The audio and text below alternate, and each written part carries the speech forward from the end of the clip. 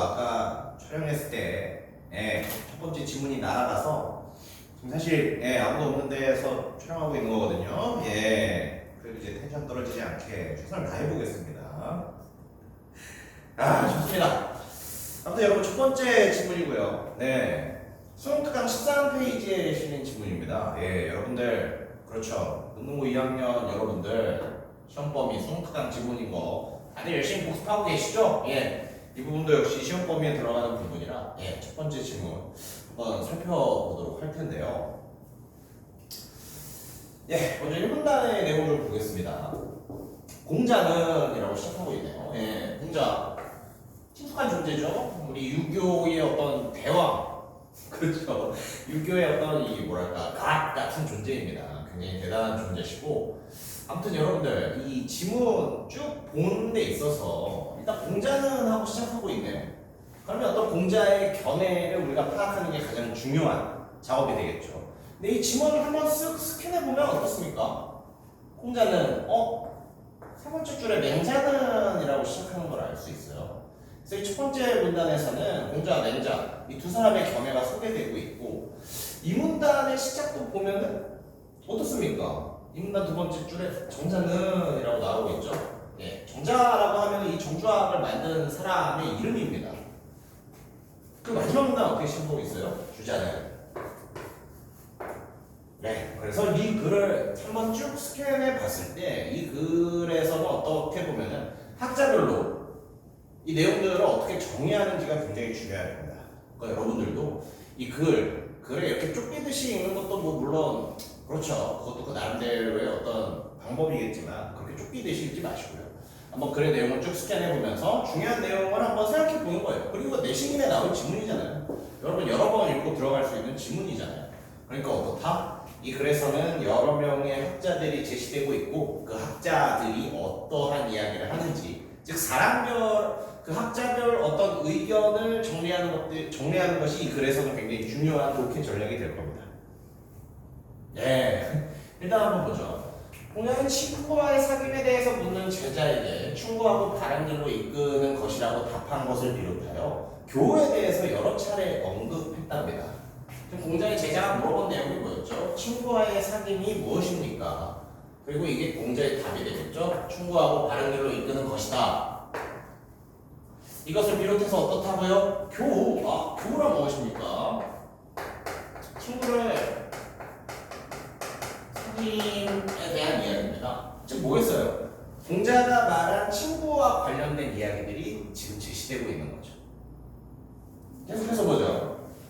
친구 사이에는 간곡하면서도 자상하게 선을 권하는 것이 필요하다는 그의 견해는, 즉 공자의 견해죠.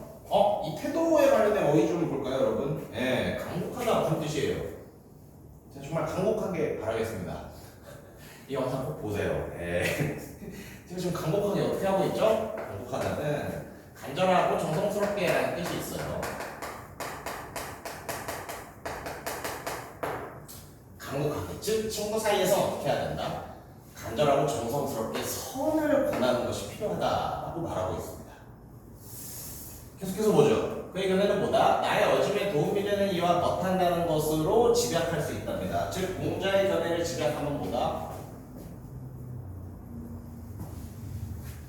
나의 어짐에 도움이 되는 이와 못한다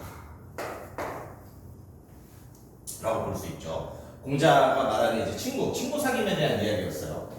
맹자는, 그렇죠. 맹자는 어떻게 말하고 있습니까? 이러한 견해를 이어받아서, 이러한 견해는 뭐죠? 공자의 견해죠. 그럼 독서지문에서는 항상 이런 것들 잘 받으셔야 돼요.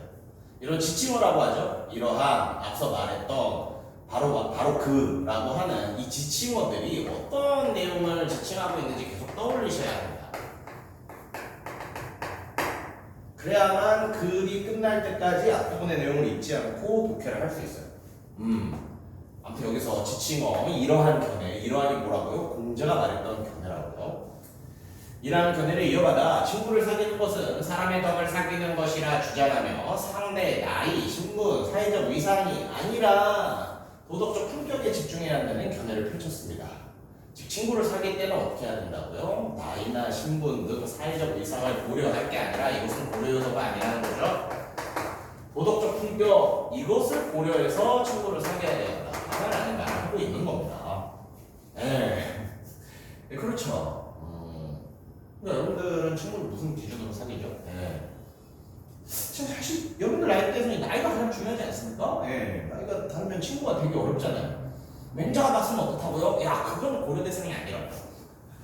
여러분과 친구가 될 상대의 도덕적 품격이 가장 중요한 고려 대상이라고 말하는 겁니다. 네.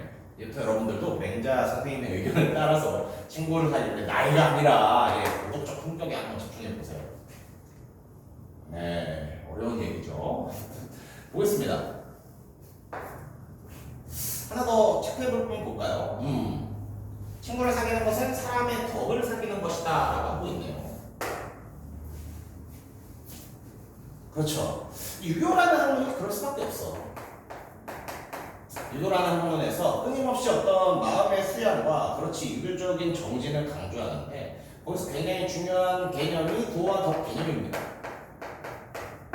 그렇죠. 이 합쳐서 도덕이 됐었죠. 그러니까 친구를 사귈 때도 사실 뭘 봐야 되는 거예요? 사람의 덕을 보고 사귀는 겁니다. 그럼 이 덕이 뭐다? 한마디로 도덕적 품격이 되는 거겠죠. 좋습니다. 그는 버사이에 착하고 좋은 일을 권하도록 권하는 책선을 강조했다. 책선의 개념이 소개되고 있네요. 책선은 뭐라고요? 버사이, 즉 친구 사이에서 착하고 좋은 일을 하도록 서로 권하는 것이랍니다. 네, 여러분들도 친구와 책선 하고 있나요? 아니, 미안해요. 아무도 없는데 쉽지 않네요. 네. 아무튼 생각해봐. 여러분들 친구한테 나쁜 거부터 권하지 않습니까? 네. 상한 음식 같은 거 있으면 너 먼저 먹어봐. 나중에 그러니까 맹자 선생님들을 보면 정말 화가 나겠죠.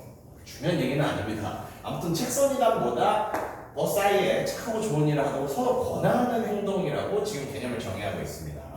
그리고 이것이 보다 부모, 친구 간의 도리로 규정했죠. 그럼 부모는 또 뭐예요? 여러분, 화랑의 그 5가지 원칙 초등학교 때 다 외우셨잖아요. 뭐 있었어요? 부모유신. 부모유신이 어떻게 여러분들 기억하고 계시죠? 친구 사이에는 믿음이 있어야 된다. 그렇죠. 부모는 한마디로 친구, 친한 친구를 가리키는 말입니다. 즉 친한 친구 사이에서는 착한 일을 서로 권하는 책선을 해야 된다. 라는 것들이 맹자의 의견으로 정리해 볼 수 있을 것 같아요. 좋습니다. 자, 이제 이 책선에 대해서 계속 논의하고 있네요. 책선은 이후 송나라 때 생겨난 신유학인 정주학에 이르러 그 중요성이 더욱 강조되었대요. 그러면서 어떻게 책선의 첫 번째 실행 방법과 두 번째 유의사항이 구체화되었답니다. 즉 책선이라는 개념이 이 송나라 때 정주학에 있어서도 계속 중요하게 쓰였는데 이 정주학에서는 뭐를 더 추가로 설명하고 있다고요? 실행 방법과 유지 사항에 대한 구체화된 내용을 조금 더 설명하고 있다고요. 그럼 한번 책에서 읽어보시는 거예요. 어떻게 되어 있습니까? 성의를 다하여 책선하되 말을 적게 하는 것이 상대에게 이롭고 자신에게 욕됨이 없다고 했다. 말을 적게 하라고. 뭐예요? 실행 방법에 대해서 얘기해 주죠. 문장이 뭐였다고요? 정주하게 이르러 실행 방법과 유의사항 등이 구체화되었다고요. 그럼 당연히 실행 방법과 유의사항을 알려줘야겠지. 실행 방법 지금 알려주고 있는 겁니다. 말을 적게 하라고. 그렇지 않나요? 여러분들 친구가 어떤 충분한 좋은 얘기를 할 때 길게 말하면 좀 짜증날 수 있잖아요. 지금 허공을 보고 질문하고 있는데 굉장히 어색하네요. 보시는 여러분들은 가득 찬 느낌으로 보셨으면 좋겠습니다. 자, 아무튼 중요한 건 뭐다? 실행 방법과 유의사항을 찾으며 읽어보는 거예요. 지금 말을 적게 하라는 실행 방법을 하나 제시했어요. 계속해서 보죠. 책선을 할 때 자신을 높이고 상대를 무시하는 태도로 장황하게 잘못을 지적하면 더 부당할 가능성이 높다는 것이다. 그럼 책선할 때 뭐를 주의하면서 해야겠어요? 자신을 높이고 상대를 무시하는 태도를 지양해야겠죠. 유의사항을 지금 알려주고 있습니다.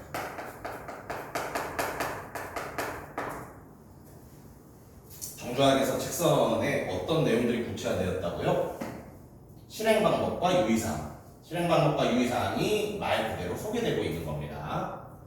따라서 어떻게 해라? 구체적인 상황을 간결하게 설명하되 상대의 인격을 존중하고 마음을 배려하여서 책선을 진심으로 받아들일 수 있도록 한 것을 강조했답니다. 자, 이들의 전개 방식 방식 지금 어떻습니까? 공자의 친구 사귐은 맹자에서 친구랑 맹자의 책선은 그 책선을 받아서 계속 설명하고 있죠. 자, 그러니까 결국에는 이 학자별로 어떠한 얘기를 했는지 정리하는 게 이 글에서 굉장히 중요한 작업이 될 겁니다. 다음 문단 보시죠.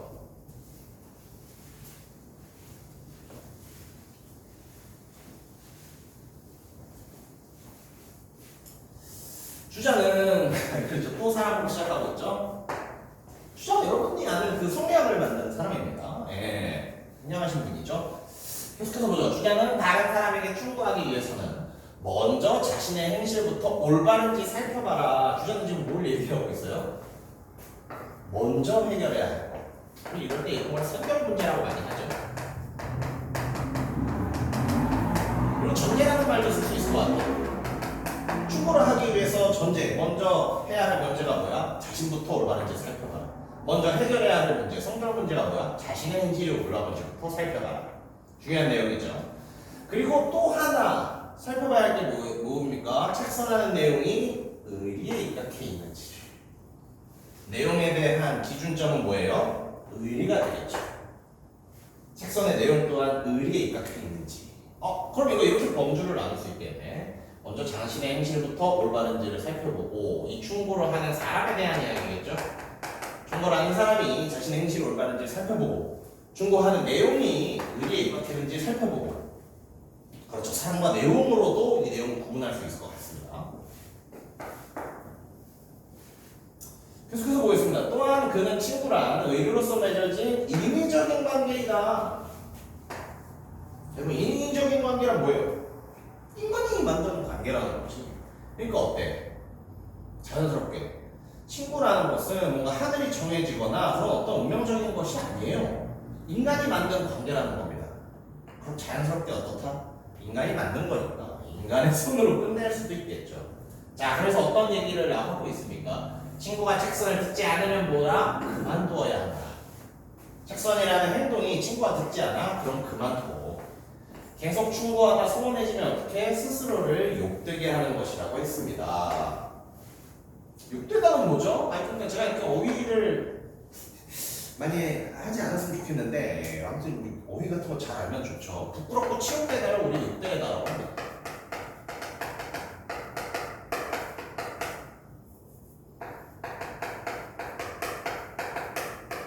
즉 뭐예요? 내가 선을 권했어. 근데 친구가 듣지 않아? 그럼 그만하라고. 그걸 멈추지 않고 계속하는 건 뭐야? 스스로를 부끄럽고 치욕스럽게 만드는 것이랍니다. 계속해서 보죠. 자신이 아무리 성의를 다해 진실하게 책선을 한다고 해도 상대가 듣지 않는다면 이미 자신과 상대 사이에 신뢰가 깨진 것이다. 책선을 계속해서 강요할 필요가 없습니다. 왜? 신뢰관계가 깨진 거니까. 계속 충고하면서 원망을 듣기보다 어떻게 하라? 조용히 관계를 끊어 자신의 성의를 보존하라는 겁니다. 친구관계가 뭐라고 그랬죠? 인위적이라고 했었죠. 그러니까 인간의 손으로 끝낼 수도 있을 겁니다. 자, 주자의 내용 한 번만 더 정리해 볼까요? 주자는 일단 사람에 있어서 먼저 자신을 돌아보라라는 책선을 하기 전에 성결 문제를 제시했고요. 책선한 내용이 의리에 입각하는지 그 내용이 의리라는 기준에서 구성되어 있는지를 점검하라고 했어요. 그리고 뭐다? 친구는 인위적인 관계니까 책선을 듣지 않을 경우 계속 그 책선을 하면은 오히려 자기가 치욕스러워질 수 있으니까 어떻게? 그만해라. 그리고 어떻다? 진실된 마음으로 하는 책선을 듣지 않는 친구는 뭐다? 신뢰가 깨진 것이고 그렇다면 어떻다? 조용히 관계를 끊어서 자신을 보존하라는 얘기를 했습니다. 네, 그래서 공자, 맹자, 그리고 정자, 주자의 어떤 친구와 관련된 이야기가 제시되어 있는 거 내용들 잘 기억해 주시면 좋겠습니다.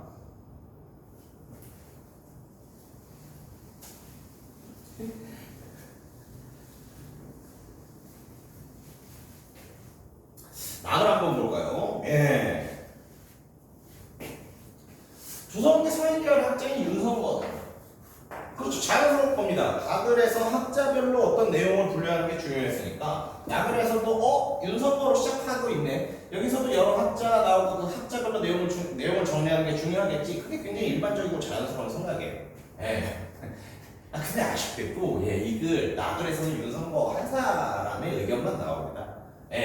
그래서 여러분들이 그렇지 글을 읽을 때는 항상 어떤 기준이 있어야 할 거야. 가글을 읽을 때 사람별로 정리해야지라는 기준을 세웠다면 나글을 읽을 때도 자연스럽게 이것도 사람별로 해볼까?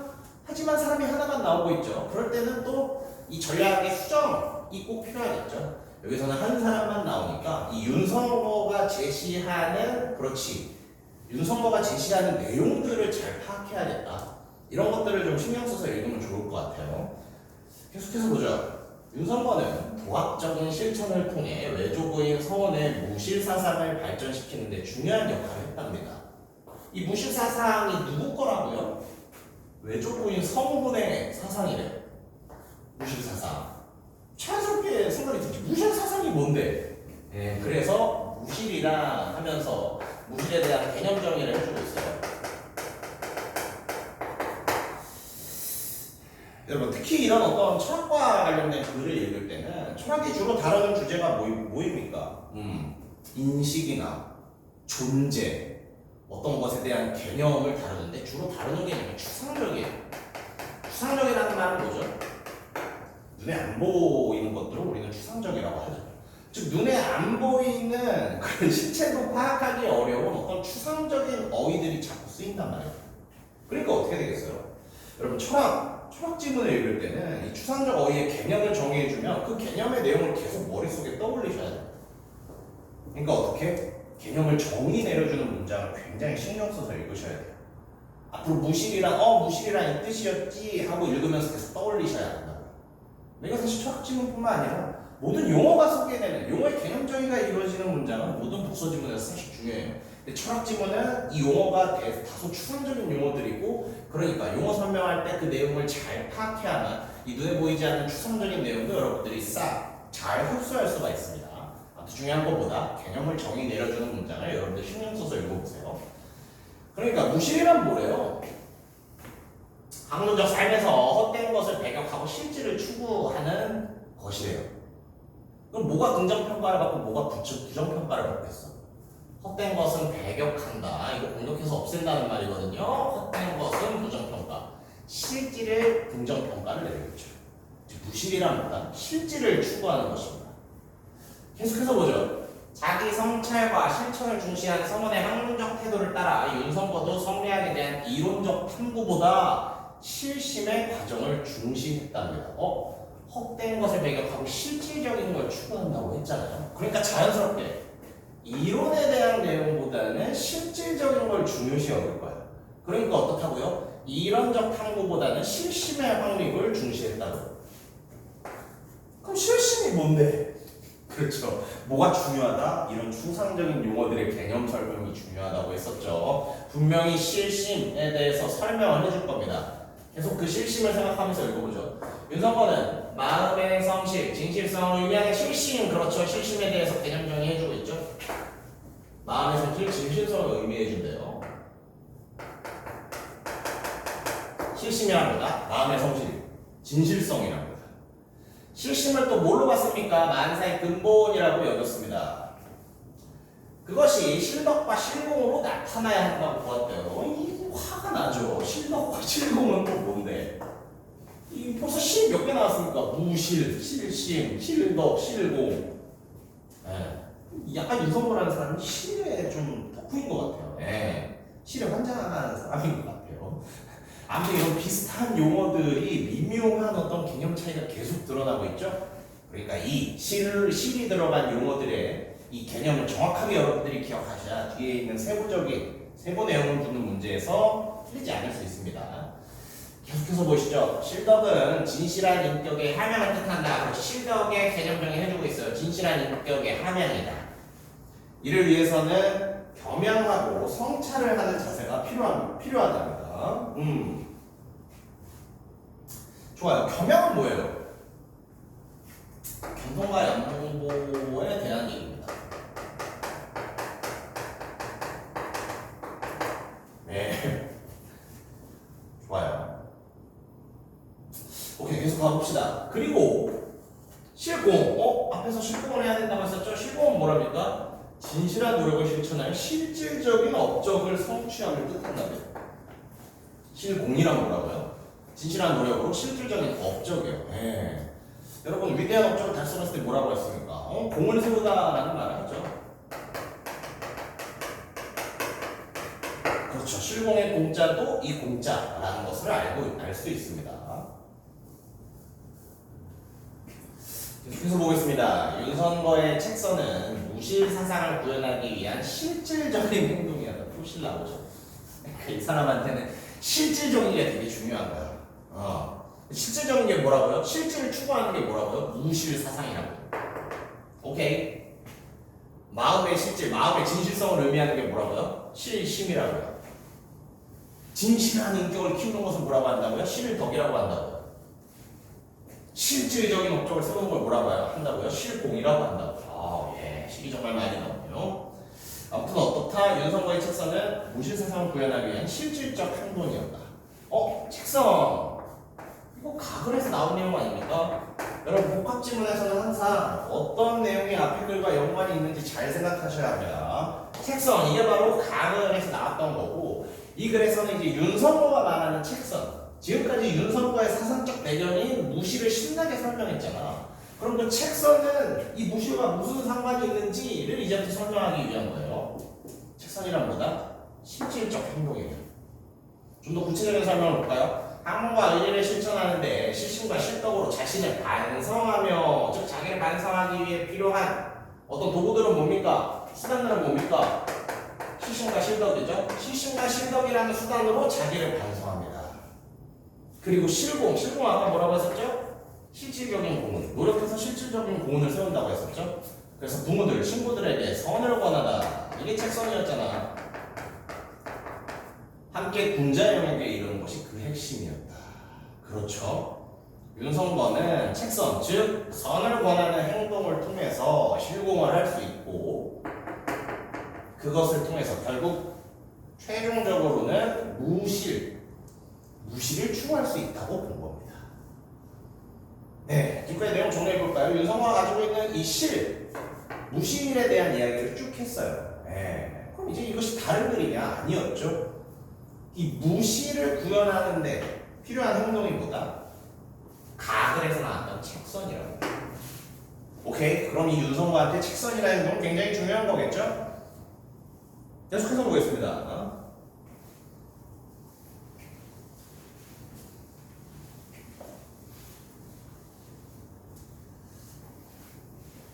충청도에 온 거 아니에요.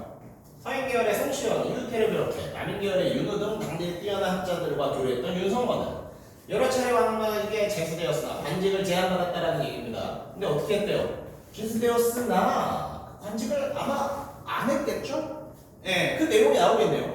자신이 병자호를 한 때 강화도를 피란했다가 강화도가 함락했자 어떻게 했대? 노공피로 위정의 목숨을 부지했대요. 그러니까 이 공부 열심히 하신 분이 목숨 살기 위해서 노비로 위장했다는 거예요. 예. 이런 분도 이렇게 열심히 하시는데 여러분들 시험에 얼마 남지 않았습니다. 여러분들도 그렇죠. 성적을 부지하기 위해 노비로 위장하는 이런 노력이라도 해야 될 거 아닙니까? 무슨 얘기죠? 앞에 이렇게 높으신 분도 그렇지 목숨을 구하기 위해, 목숨을 보존하기 위해서 이런 행동까지 했으니까 여러분들도 성적 올리기 위해서 참 여러 행동을 해보라는 말입니다. 이 내용이랑 좀 다른데 근데 이 윤선거라는 사람이 이걸 어떻게 생각했다는 거예요? 큰 허물, 큰 잘못으로 여겼대요. 내가 정말 목숨을 부지하기 위해서 했던 행동이었지만 정말 잘못했구나. 좀 쪽팔리셨겠죠. 그러니까 어떻게 끝내 벼슬에 나아가지 않았답니다. 어떻다고 윤선거는 벼슬을 여러 차례 제한받았지만 벼슬에 나아가지 않았대요. 왜요? 자기의 큰 잘못 때문에. 어떻게 보면 자녀들이 이제 엄격했던 사람이었던 것 같아요. 좋습니다. 대신 그는 조정에 책상한 부모들에게 책선하는 방식으로 제아의 비판자 역할을 담당했답니다. 아까 누구였어? 윤선거가 어디에 미친 사람이야? 실에 미친 사람이잖아. 근데 그 무실을 위한 구체적 행동이 뭐랬어요? 책선이랬죠. 그러니까 벼슬에 나아가지 못하더라도 자신의 친구들, 정치에 거물 친구들한테 선을 권하는 책선의 방식을 계속했을 겁니다. 오케이. 당시 많은 사람들을 송시열의 정치적 학문적 위세에 눌려서 송시열에게 직언하는 것을 기피했답니다. 송시열이 어떤 사람이라고요? 정치적이고 학문적인 위세가 높았던 사람이라 직언하는 것을 기피했다고 합니다. 그러니까 송시열한테는 좋은 말을 못하는 거야. 실제로 좀 그렇습니다. 예, 여러분 이 성리학 사회에서 가장 훌륭한 사람은 누구일까? 성리학사에서 가장 훌륭한 사람은 성리학을 잘 아는 사람입니다. 그래서 이 어떤 학문적인 위세가 있잖아요. 그럼 자연스럽게 다른 권위들이 모두 따라. 여러분 그거 하나 들어볼까? 예. 역사상 훌륭한 왕 중에 하나인 정조. 여러분 정조 아십니까? 정조 때 이제 왕권이 꽤 튼튼했죠. 정조의 왕권의 그 튼튼했던 비결이 어디서 나온 것 같아요? 정조가 이 성리학을 개 잘했어요. 네. 그러니까 정조가 학문적으로 뛰어났습니다. 그러니까 조선이 어떤 나라예요? 성리학이 굉장히 중요한 나라였잖아요. 우리 성리학이 어떤 학문적으로 굉장히 뛰어난 사람이 있다? 그 사람한테 그냥 권세나 권위 같은 건 저절로 따라오는 거예요. 그래서 송시열 이 사람, 예, 굉장히 좀 뛰어난 사람이었습니다. 그렇다 보니까 이 사람이 어떤 학문적인 이런 성과가 자연스럽게 정치적으로, 학문적으로 위세를 형성하게 되었고, 사람들은 어떻게 했다? 송시열에게 직언은 뭐예요? 바른 말. 그렇지. 이 사람이 뭔가 잘못됐을 때 뭔가 그 사람을 뭔가 고치게 할 수 있는 충언, 바른 말 같은 것들을 말하죠. 그걸 못했답니다. 기피했답니다. 왜? 송시열이 작으니까요. 그런데 윤성거는 어떻게 했대? 윤성거는 그렇지 책선을 한 겁니다. 아까 책선이 뭐라고 그랬죠? 그렇죠. 충고로도 받아들여질 수 있다고. 윤성거는 어떻다? 자신의 충고에 불편한 기세를 내비치는 송시열에게 송시열 너는 뭐다? 남의 말을 수용하지 못하는 편벽된 기질과 자신과 가까운 사람만을 관직에 등용하는 사사로운 태도를 버려야 한다라고 했습니다. 그럼 여기서 알 수 있는 윤성거의 송시열에 대한 평가는 어때요? 송시열 너는 편벽된 사람이다. 편벽된 사람이라는 거잖아. 송시열 너는 편벽된 사람이다. 너는 사사로운 사람이다.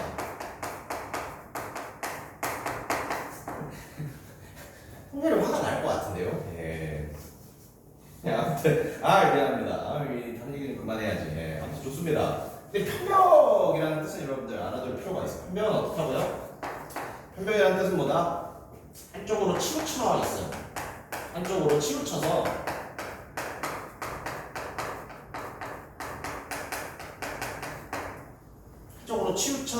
이제 그쪽이 좀 쏠린 상태를 편벽하다라고 부릅니다. 송시열이라는 사람이 어땠다는 거야. 너는 마음으로 받아들이지 못하고 넌 너무 한쪽으로 치우쳐 있어. 사사로움이라는 거야. 사사로움의 반대말은 이제 공적이다라고 할 수 있겠죠.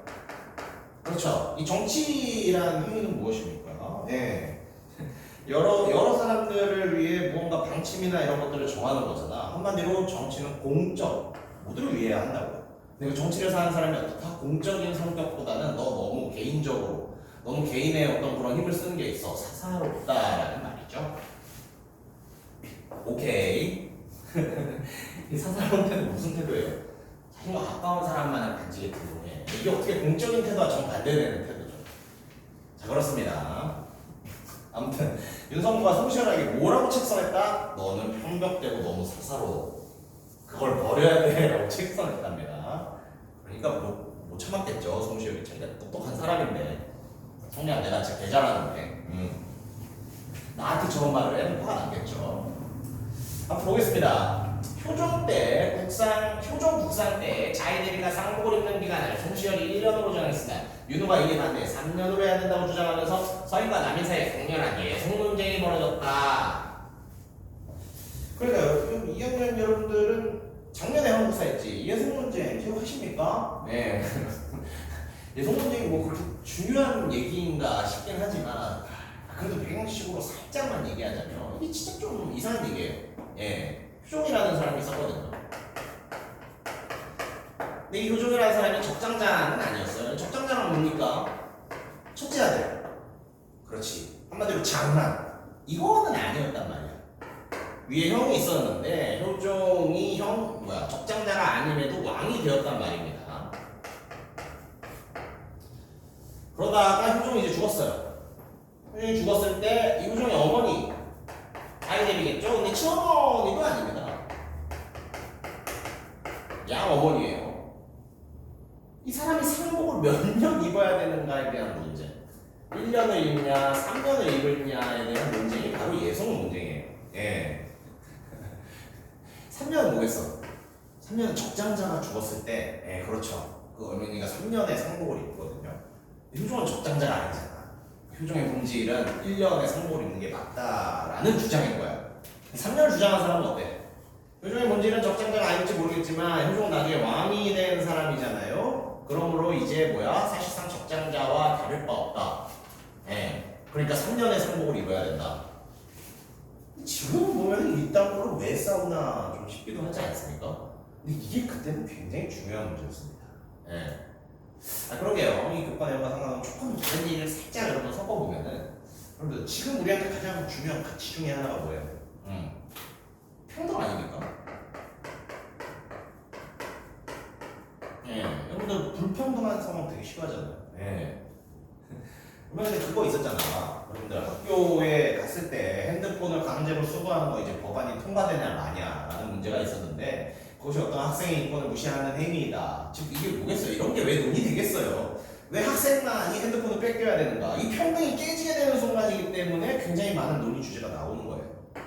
제가 하고 싶은 말은 뭐냐? 여러분, 그 사회를 지배하는 가치는 그 사회의 모든 것에 영향을 미칩니다. 우리가 민감하게 생각하는 평등이 우리 사회를 지배하고 있기 때문에 우리는 계속 평등에 대한 논의를 할 거예요. 조선시대 성리학이 똑같이 이거였다니까. 조선시대에서는 성리학의 예법이 사회를 지배하는 가치였고, 그래서 그거에 대한 논쟁을 늘 했어야 되는 거예요. 예. 그래서 이제 뭔가 좀, 우리 그들은 쓸데없는 1년, 3년, 3년 가지고 싸우니까 나라가 그 모양이었지, 이런 의견도 있지만, 어떻다? 실질적으로 굉장히 중요한 문제였다. 그 시대를 지배하는 가치니까. 우리한테 지금 평등을 논의하는 것처럼 이때는 이 성리학적 예법을 논의하는 게 굉장히 중요한 주제였습니다. 그러게 AI 내신과 관련 있는 얘기만 할게요. 왜냐면 이게 또 철학지문에서 자주 나와. 그렇지. 뭐 인물성 동론이네, 인물성 이론이네 해가지고, 그렇지, 그 근본을 봐야 된다. 아니다, 나중에 획득한 지위를 봐야 된다. 뭐 이런 것들에 대한 논의로도 이어지거든요. 지금 여러분들 뭔가 예성 논쟁을 그냥 뻔한 당파 싸움이야 이렇게 너무 부정적으로 생각하고 계셨다면, 그에 대한 생각은 조금만 수정해 주셨으면 또 좋을 거예요. 예. 뭐 이런 얘기를 이렇게 길게 하지. 아무튼 예성 논쟁에 대한, 그렇지, 배경 지식이었습니다. 그래서 또 설명해주고 있네요. 이 예성 논쟁이 뭐야? 단순한 장르의 예법이 아니라 왕권의 정통성과 왕권의 신권과의 관계, 그리고 현실 정책, 실험체를 둘러싼 굉장히 중요한 논란이었다는 거죠. 그래서 그 내용을 조금 설명해주고 있네요. 즉 서인은 효종의 인조의 둘째 아들이므로, 그렇죠, 아까 제가 적장자, 즉 장남이 아니라고 했었죠. 둘째 아들이니까 어때? 장자의 예법을 적용하면 안 돼라고 본 것이고요.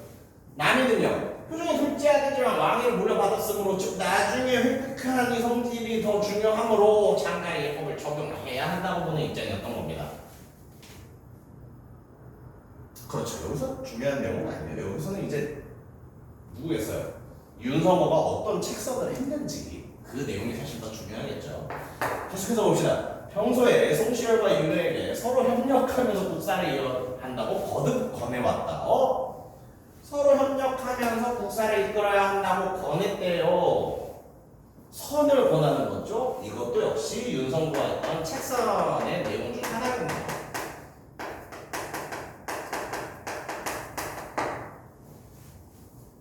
책선이란 뭐라고요? 선을 권하는 거라고요. 송시열과 윤회에게 뭘 권했다고요? 서로 협력해서 국사를 이끌어라. 국사라는 것은 나란 일. 즉 지금으로 말하면 어떤 정치 같은 걸 생각하시면 됩니다. 윤성권은 예송이 당쟁의 방편으로 전락했다고 보고, 즉 예송이란 뭐다? 정말 중요한 어떤 가치관의 논의가 아니라 당쟁, 서로 간에 어떤 이거 좀 나쁜 용어로 쓰기 싫은데, 당싸움. 그러니까 근데 진짜 중요한 가치를 논하는 게 아니라 상대 당을 이기려고 하는, 상대 당과 논쟁하려고 하는 당쟁의 반증으로 전락했다, 가치가 추락했다고 보고, 이 때문에 어떻게 뭐가 발생할지도 모른다, 사화가 초래될 것을 우려했다. 사화는 뭐죠? 예. 근데 뭐 이런 거 한국사 시간 안 배웠어요? 무 가짜 김용 무사와 가짜 사화 김용. 예. 사화란 뭐냐면은 선비들이 이제 떼 죽음 당하는 사건입니다. 예. 이게 되게 슬픈 게 뭐냐면 당쟁, 당끼리 싸워가지고 한 당이 압도적인 승리를 거두잖아요. 그럼 상대 당은 이제 귀양 가거나 많이 이렇게 죽게 돼요. 유성호가 지금 걱정하는 내용은 무엇입니까? 예속 논쟁, 사회의 중요한 논쟁이야. 지금은 어때? 그 중요한 가치를 논하기보다는 그냥 상대당을 이겨먹으려는 어떤 그 논쟁거리밖에 되지 않는다고. 그러다가 이 선비들한테 큰 피해를 줄 수 있는 선비가 떼죽음을 당하는 사화가 일어날지도 모르니까 어떻게 해야 된다? 제발 좀 이제 서로 협력하면서 정치를 하라는 책선을 추천했던 거예요. 계속해서 보죠. 그는 그 둘 모두를, 여기서 말하는 둘은 누구겠어요? 송시열과 윤호겠죠? 그 둘 모두를 엄히 책망하며 윤호에게는 도성을 떠날 자스테라. 송시열에게는 윤호를 지나치게 배척하지 말 것을 말하라. 이걸 권했대요. 이것도 뭐겠어? 윤호에게 한 책선의 내용, 송시열에게 한 책선의 내용이겠죠? 계속해서 이 윤석열라는 사람이 한 책선의 내용들이 소개되고 있습니다. 아니 윤호는 불쌍하지 않나? 너는 좀 떠나서 자숙해라. 송시열한테는 배척하지 말아줘. 이 송시열한테 너무 저 자세 아니야? 아무튼 좋습니다. 네, 윤호를 지나치게 배척하지 말 것을 권했지만 두 사람 모두 어땠대요? 책선에 대해 명백히 거부 의사를 밝혔대요. 네, 윤석호는 좀 불쌍하지 않습니까? 네, 이 나라를 위해서 그리고 뭐겠어요? 책선이란 뭐다? 자기가 추구하는 아까 뭐였어요? 자기가 추구하는 그 실을 이루기 위한 행동이라서 열심히 책선을 했더니 이 책선들은 부모들은 뭐라고 반응하고 있습니까? 명백히 거부하고 있다는 여러분 여기서 가글과의 연관성 좀 보이지 않아요? 가글에서 뭐라 그랬어? 여러분 가글에서 주자가 뭐라 그랬습니까? 가글과 한번 연결시켜보자고요. 가글에서 주자가 뭐라 그랬어요? 상대에게 마음껏 책선해도 그 상대가 계속 거부한다면 뭐라 하라 그랬어요? 친구는 인위적인 관계니까 책선 그만하라고 했었죠. 그렇죠. 이런 데서 가글과의 내용을 한번 연계시켜 볼 수 있겠네요. 가글의 주제하는 상대방의 책선을 받아들이지 않으면 뭐라고요? 친구 사이인 인위적인 관계니까 책선은 그만. 자기가 치욕을 입지 않게 그만하라고 했었습니다. 자기가 욕되지 않게 그만하라고 했었습니다. 친구 관계를 끊어버리라고 했었어요. 아무튼 좋습니다.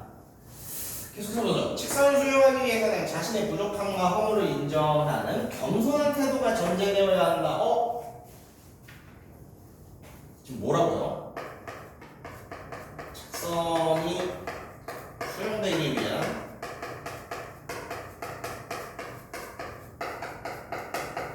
전제 조건을 설명하고 있고요.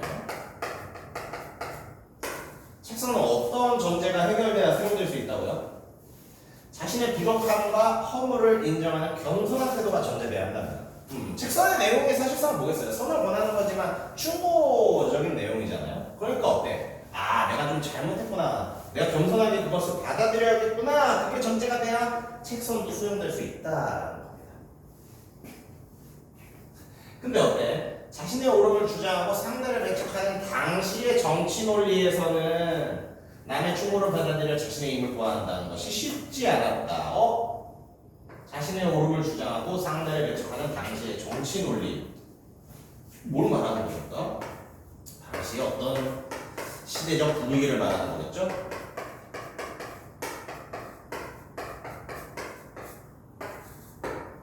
그러면은 이 윤석열이라는 사람의 책선이 받아들여지지 않은 이유를 뭘로 분석하고 있는 겁니까? 당시의 시대적인 이유. 그렇지. 당시의 시대상.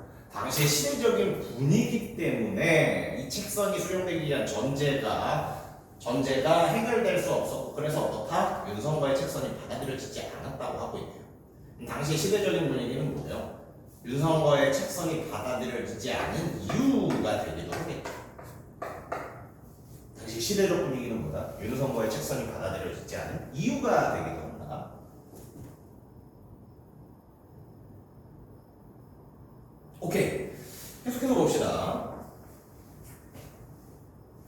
다음 문단이네요. 예.